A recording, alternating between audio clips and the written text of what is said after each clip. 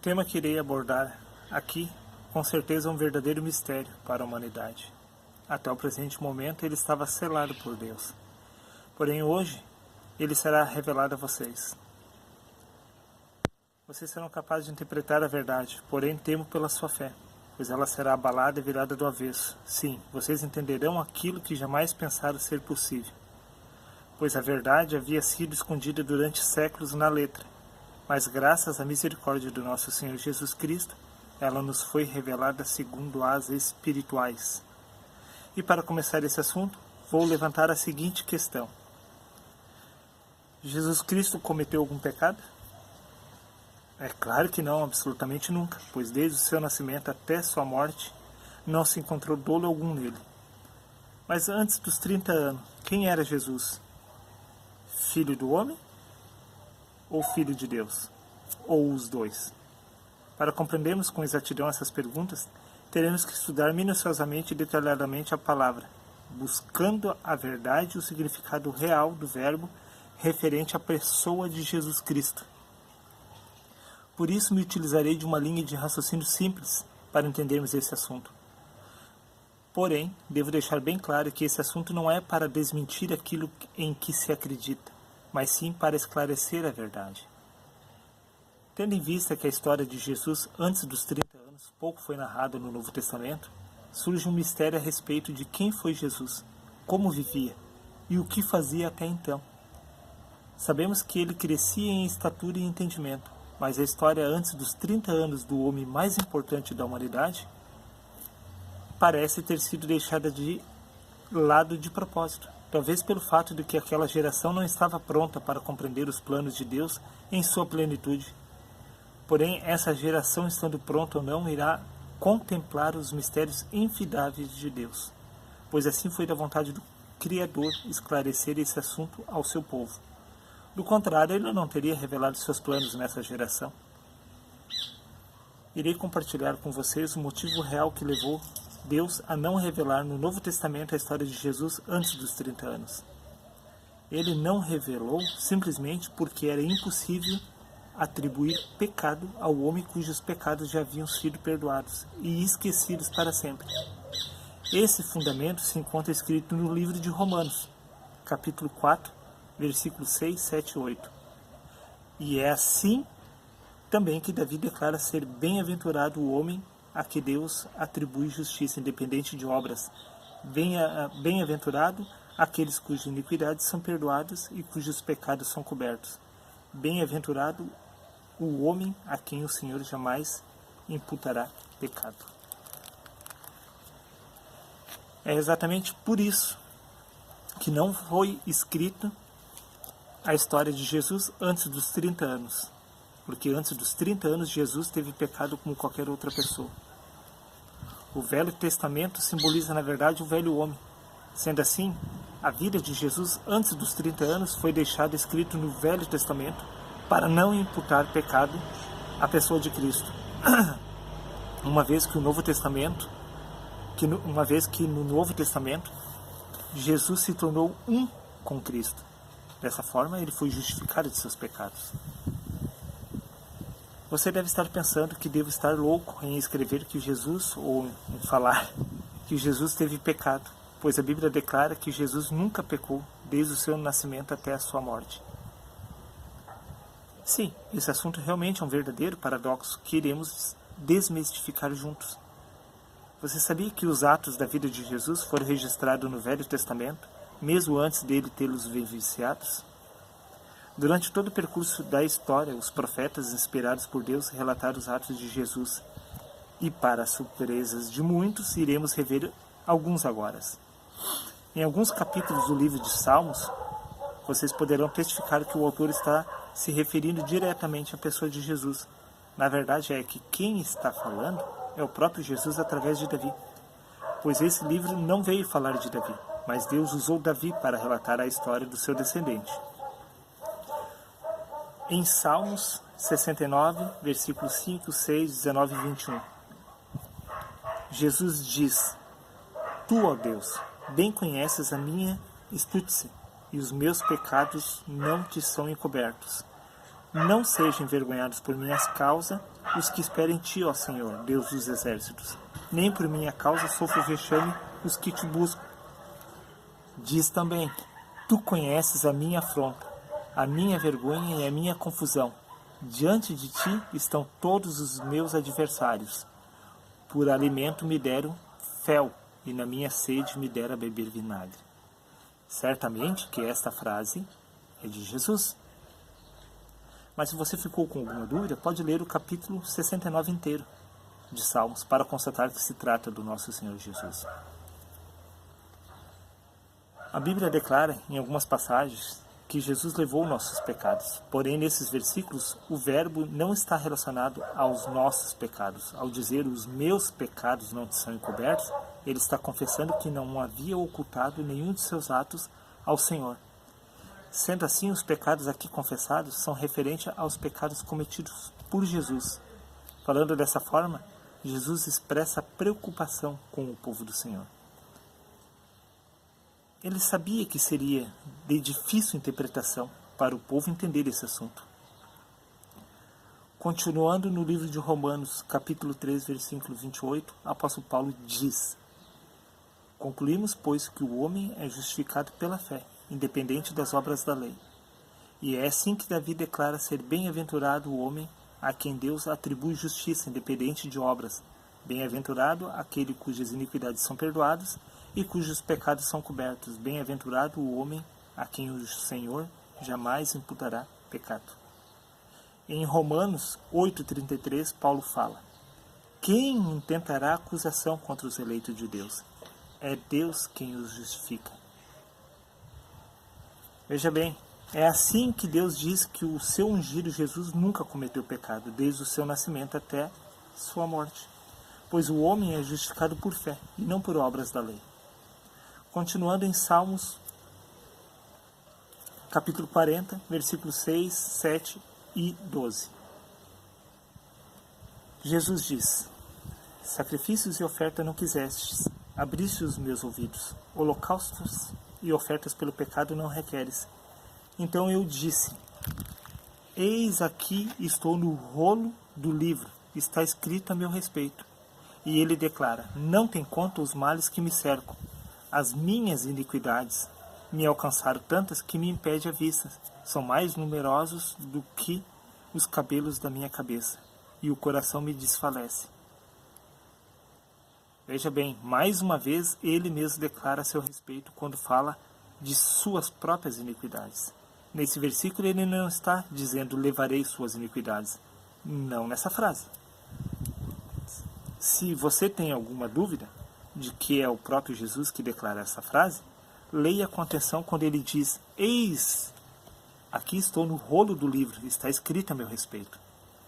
Nessa frase, Jesus cumpriu o que foi escrito pelos profetas no livro de Salmos, pois consta no livro de Hebreus também, no capítulo 10, 7, versículo 9. Então eu disse: eis aqui estou no rolo do livro, está escrito a meu respeito, para fazer, ó Deus, a tua vontade. Depois de dizer como acima, sacrifícios e ofertas não quisestes, nem holocausto e oblações pelo pecado, nem com isso te deleitastes, coisas que se oferecem segundo a lei, então acrescentou: eis aqui estou para fazer, ó Deus, a tua vontade. Remove o primeiro para estabelecer o segundo.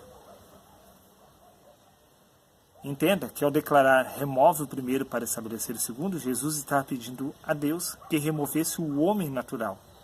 O natural é escravo do pecado. Em Romanos capítulo 7, 18, versículos 18 e 20, o apóstolo Paulo diz: eu sei que em mim, isto é, na minha carne não habita bem nenhum, pois o querer o bem está em mim, não porém o efetuá-lo. Porque não faço o bem que prefiro, mas o mal que não quero, esse faço. Paulo sabia muito bem o que era ter essas duas naturezas lutando entre si. Como podemos testificar, ele acabava por fazer o mal que não desejava. Isto é, acabava cometendo pecado ainda que involuntário. Paulo diz ainda: mas se eu faço o que não quero, já não sou eu quem faz, e sim o pecado que habita em mim. Neste contexto, Paulo esclarece que quando ele cometia um pecado, não era necessariamente ele quem o cometia, e sim a sua velha natureza que ainda não havia sido removida. Porém, se ele não era mais a velha criatura, ou a velha natureza, significa que ele já estava despertado da nova natureza espiritual, a qual aguardava apenas a remoção da primeira. Esse é um exemplo do porquê de Jesus ter dito: remove o primeiro para estabelecer o segundo. Pois é impossível o homem espiritual ser estabelecido enquanto a velha natureza não for removida. O profeta Isaías, no capítulo 7, 14 e 15, no capítulo 7, versículo 14 e 15, fala: o Senhor mesmo vos dará um sinal. Eis que a virgem conceberá e dará à luz a um filho, e lhe chamará Emanuel. Ele comerá manteiga e mel, quando souber desprezar o mal e escolher o bem. Baseado nesses termos, se Jesus não sabia desprezar o mal, logo ele compactuava com o que era errado. O significado da palavra desprezar é não dar a devida importância, ou seja, Jesus não se importava em se manter íntegro, imaculado, pois nessa época desconhecia o bem. Segundo o profeta, Jesus só comeria manteiga e mel quando soubesse desprezar o mal e escolhesse o bem. Em outras palavras, ele só desfrutaria das promessas de Deus quando ele aborrecesse a sua própria natureza que o fazia pecar. E esse acontecimento, no entanto, só se concretizou na vida de Jesus aos 30 anos de idade. Segundo as Escrituras, foi nessa ocasião que ele adquiriu o conhecimento e a sabedoria necessária para aborrecer o mal. Em outras palavras, foi nessa ocasião que a promessa de Deus se cumpriu em sua vida. Ele passou a ser Jesus o Cristo, o Filho de Deus, e não mais Jesus, Filho do Homem. Não estou procurando pretexto para atribuir pecado a Cristo. Estou me referindo à pessoa de Jesus quando ele ainda era um homem. Não podemos ignorar que existe 2 nascimentos, conforme está previsto no livro de 1 Coríntios, capítulo 15, versículo 46 e 47. Não é primeiro o espiritual, e sim o natural, depois o espiritual. O primeiro homem formado da terra é terreno, o segundo é do céu. Como podemos ver, o primeiro homem nasce do pecado, porém o segundo é gerado pelo Espírito, e somente sobre esse nascimento é que se nasce sem pecado, pois o Espírito é santo. E é exatamente sobre esse nascimento que a Bíblia declara que Jesus nascera santo, e não sobre o primeiro. Caso contrário, as Escrituras estariam se contradizendo o tempo todo. Se analisarmos a história de Maria, perceberemos muitos mistérios. O fato de Maria ter dado à luz sendo virgem, na realidade, trata-se apenas de um símbolo relativo à pureza, dando a entender que Jesus não havia sido gerado pela natureza humana, e sim pelo Espírito. A história que nos foi descrita nos Evangelhos é referente ao nascimento de Jesus, ou é referente ao nascimento de Jesus. Se trata apenas de uma alegoria, deixada por Deus para isentar a pessoa de Jesus de pecados. Se tivesse sido escrito nas Escrituras que Maria havia gerado Jesus de forma natural, através de um ato sexual, logo Jesus teria nascido do pecado, e não do Espírito. Uma vez que a Bíblia declara que o homem natural já nasce em pecado, como Jesus se tornou um com Cristo aos 30 anos, a pessoa dele ficou isenta do pecado.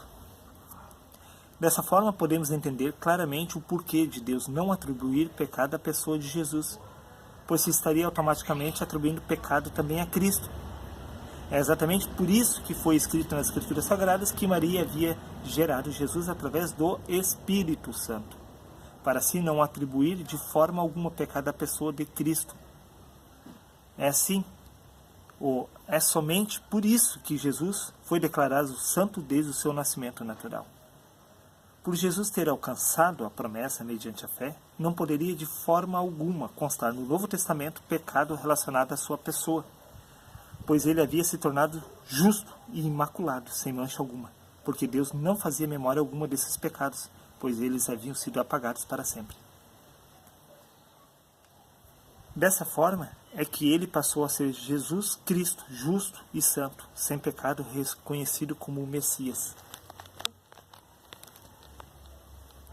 Isso que acabamos de ler, ou isso que eu acabei de relatar, o apóstolo Paulo nos explica no livro de Hebreus, no capítulo 10, versículo 9, onde o próprio Jesus diz: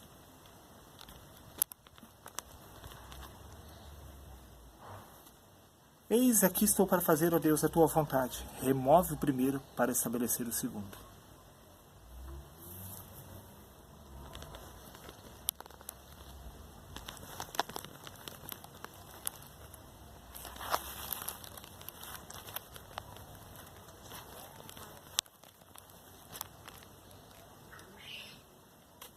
Ora, se Jesus nasceu primeiro do... Vamos recapitular. Isso que acabamos de ler, o apóstolo Paulo, ou isso que eu acabei de falar para você, o apóstolo Paulo nos explica no livro de Hebreus, capítulo 10, versículo 9, onde o próprio Jesus diz: Eis aqui estou para fazer, ó Deus, a tua vontade. Remove o primeiro para estabelecer o segundo. Ora, se Jesus nasceu primeiro do Espírito, então podemos dizer que foi removido da vida dele o Espírito. O próprio Jesus disse: remove o primeiro para estabelecer o segundo. Como podemos ver, quem foi removido foi o primeiro homem segundo a carne, e assim ficou apenas o segundo homem, o espiritual. A esse Deus não atribui pecado, pois o Espírito é santo. Foi dessa forma que Jesus deixou de ser homem e passou a ser Cristo. Aqui fica evidente que o primeiro homem é carnal e o segundo espiritual. Se Jesus não nasceu da carne primeiro, logo o próprio se equivocou em relatar que o primeiro é o natural e depois o espiritual.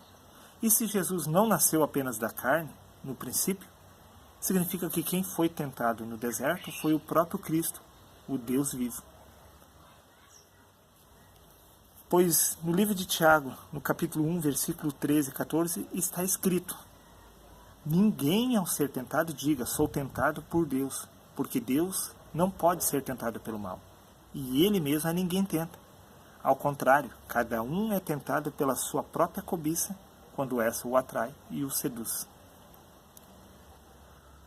Muitos poderão levantar a seguinte questão: se Jesus não cedeu à tentação do deserto, talvez ele não tenha cedido em nenhum momento da vida. Porém, precisamos levar em consideração que, apesar de Jesus ter se tornado um com Cristo, o homem natural ainda não havia sido removido por completo. Jesus propõe uma ilustração nesse sentido quando fez a parábola do joio, no livro de Mateus, capítulo 13, versículo 24 ao 30. Jesus, nessa parábola, nos persuade que, após o nascimento do Espírito, entremos em um dilema. Dilema esse que fez o apóstolo Paulo rever seus conceitos. Veja bem. No livro de Romanos, no capítulo 7, no versículo 19 ao 20, e o 22 e 23, Paulo diz: Porque não faço o bem que prefiro, mas o mal que não quero esse faço. Mas se eu faço o que não quero, já não sou eu quem faz, e sim o pecado que habita em mim. Porque no tocante ao homem interior, tenho prazer na lei de Deus, mas vejo nos meus membros outra lei, que guerreando contra a lei da minha mente, me faz prisioneiro da lei do pecado que está nos meus membros. O que Paulo deixa transparecer neste contexto é que, apesar dele ter nascido do novo homem, o velho ainda não havia sido removido. Isto é, o joio e o trigo estavam crescendo juntos até o momento oportuno. É exatamente nessa situação que Jesus se encontrou após o batismo. Espero que tenha ficado bem claro que Cristo não pode ser tentado pelo mal. Sendo assim, quem foi tentado no deserto foi o homem Jesus pelo seu próprio desejo do seu coração, e não Cristo. Se ainda havia alguma dúvida em relação a Jesus ter nascido primeiro da carne ou do pecado, acredito que já não há mais, a não ser que você queira atribuir o pecado também a Cristo. E isso sim seria uma heresia. Vamos dar continuidade. No livro de 2 Samuel consta que Deus falou a Davi através do profeta Natã, dizendo: Quando teus dias se cumprirem e descansares com teus pais, então farei levantar depois de ti o teu descendente, que procederá de ti, e estabelecerei o seu reino, e esse edificará uma casa ao meu nome, e eu estabelecerei para sempre o trono do seu reino. Eu lhe serei, veja bem, por pai. Ele me será por filho. Se vier a transgredir, castigá-lo-ei com varas de homens e com açoites de filhos de homens. A partir desses versículos eu pergunto, por acaso Jesus não era o descendente de Davi? E por acaso ele não teve o seu nome estabelecido para todo sempre? E por acaso ele não levou varadas e açoites? É lógico que sim.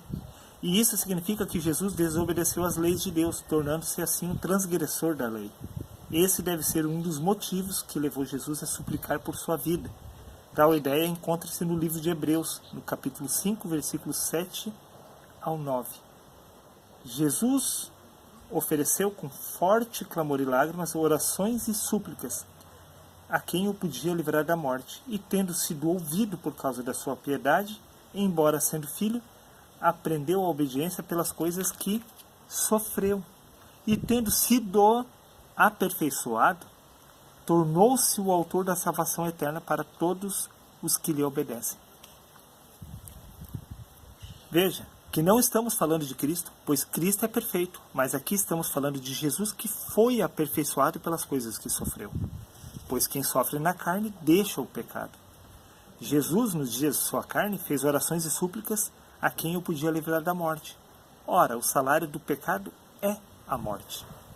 Em outras palavras, Jesus pediu a Deus que lhe perdoasse seus pecados, e tendo sido purificado dos seus pecados, tornou-se então o autor da salvação eterna, conforme consta no livro de 1 Pedro, capítulo 4, versículo 1.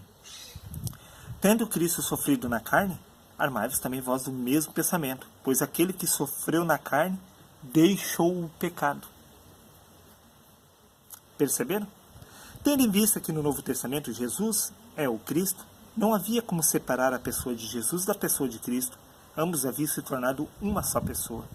É exatamente por isso que Cristo levou os pecados de Jesus.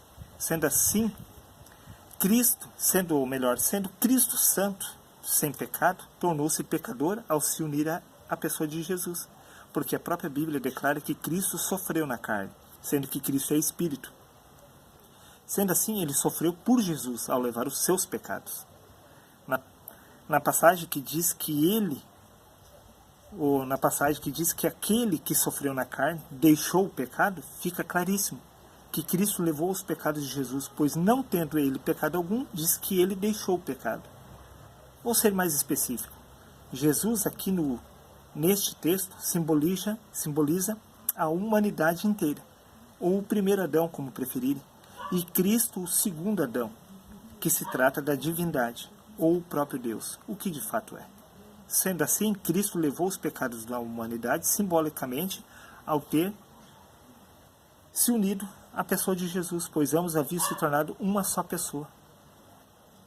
É exatamente por isso que a Bíblia diz que Cristo levou nossos pecados, pois o próprio Cristo não tem pecado algum. Assim sendo, ele tirou o pecado do mundo simbolicamente ao mostrar para nós o caminho que nos leva à redenção de nossos pecados, a renegação do nosso eu, ou seja, a morte do velho homem. Para isso temos que ser seus imitadores e comparticipantes dos seus sofrimentos, pois quem sofre na carne deixa o pecado. Quando diz que Jesus nasceu sem pecado, se está fazendo alusão ao nascimento do novo homem segundo o coração de Deus. Ora, se ele nasceu do novo homem, significa que o velho já morreu.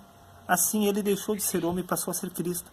Não é minha intenção atribuir pecado à pessoa de nosso Senhor Jesus Cristo, mas sim desvendar esse mistério, mesmo porque os pecados de Jesus já foram apagados. Para sempre diante de Deus não consta pecado algum. A verdade é que ele não teve nenhuma vantagem sobre nós. Ao contrário, o plano de salvação teria sido frustrado pelo fato de que apenas Jesus teria alcançado a salvação mediante seu nascimento na carne sem pecado. Mas sabemos agora que ele também nasceu primeiro do pecado. Esse entendimento deixa aberto o caminho para qualquer pessoa poder alcançar a salvação e se tornar o próprio Cristo. Esse é o desejo do próprio Jesus Cristo, de acordo com a menção feita por ele: sedes como eu sou. Além do que jamais Deus cometeria injustiça de ter dado mais para um filho e deixado os outros em desvantagem. Sendo assim, todos nós fomos encerrados no pecado, a fim de alcançarmos a graça pela fé. Olha, poderia continuar aqui falando e falando e falando. Se você não entendeu alguma coisa desse vídeo que eu fiz, volte um pouco, analise cada parte que eu mencionei, faça um estudo particular seu. Mas veja bem, por você mesmo e não pelos outros. Continuarei dando sequência em outros vídeos. O próximo vídeo que eu mencionarei nesse meu canal é a respeito das duas mortes. Espero que você, não é questão de gostar, espero que o Espírito Santo toque-lhe no coração, abra sua mente, faça você repensar os seus conceitos, faça você expandir-se espiritualmente para compreender qual o plano, qual o mistério de Deus Cristo nesse mundo para essa geração. Seria isso.